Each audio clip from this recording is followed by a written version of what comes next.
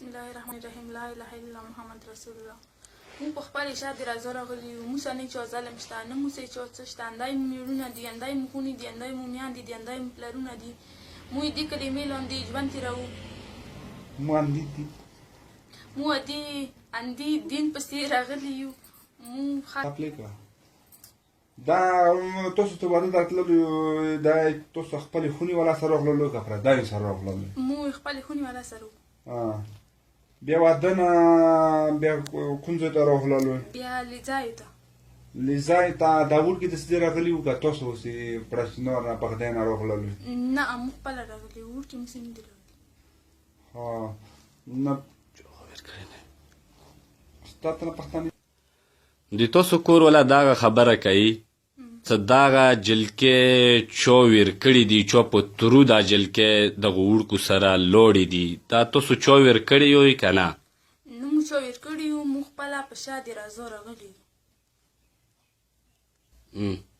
تاسو خو واده کې نه چا خو تښتولي نه په چا په زور کوزي کړي وي، تاسو څنګه راغلي یو، څنګه هغه ساقط شوي؟ نه نه مو چا ګواړو نه په زور کوزي کړي یو، نه څه یو. موږ خپل ترار سره وو، موږ څنګه په زور ګواړو نه چا کوزي کړلو. نو تاسو د ګوړو کې څنګه راغلي یوئ، بګنده څنګه راسیخي شوي یو، په کومه طریقې مو بیا ټلیفون کړی دی؟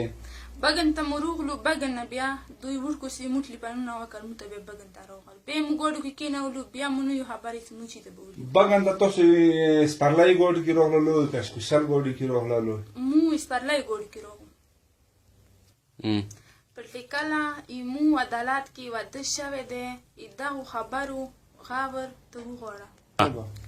پرتکل صاحب مو په سر کوم وړکي نیولي دي، دغه جیلو کې پراته دي، دوی امتحانونه دي، سکولونه یې خراب شول، مهرباني وکړئ چې دا وړکي خلاص شي. پرتکل صاحب دغو خبرو به ته غور وغواړې، که بیا دینه پورته مو مجبور شو، مو به بیا میډیا ته ځو. آفرین. مو په خپلې شا د رضا راغلي یو، بس دا خلک ما تنګوئ. السلام علیکم.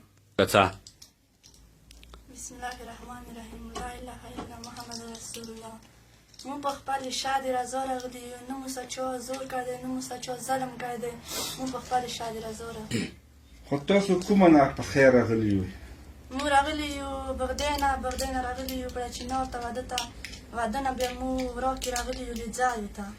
دا واده کې چوک چوک د سره وو؟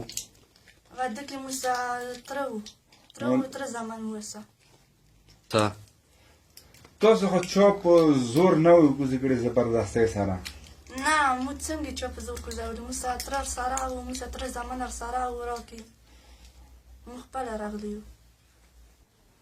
لیځایو ته راغلو، لیځای نه تاسو څنګه راغلئ بیا؟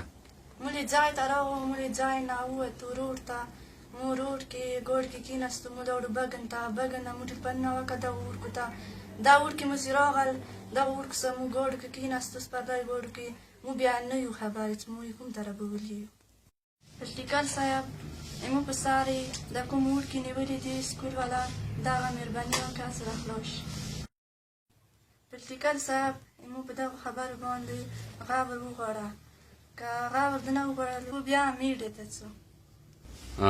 زموږ کور میرج کاغذ دی، دا زموږ کور میرج کاغذ دی.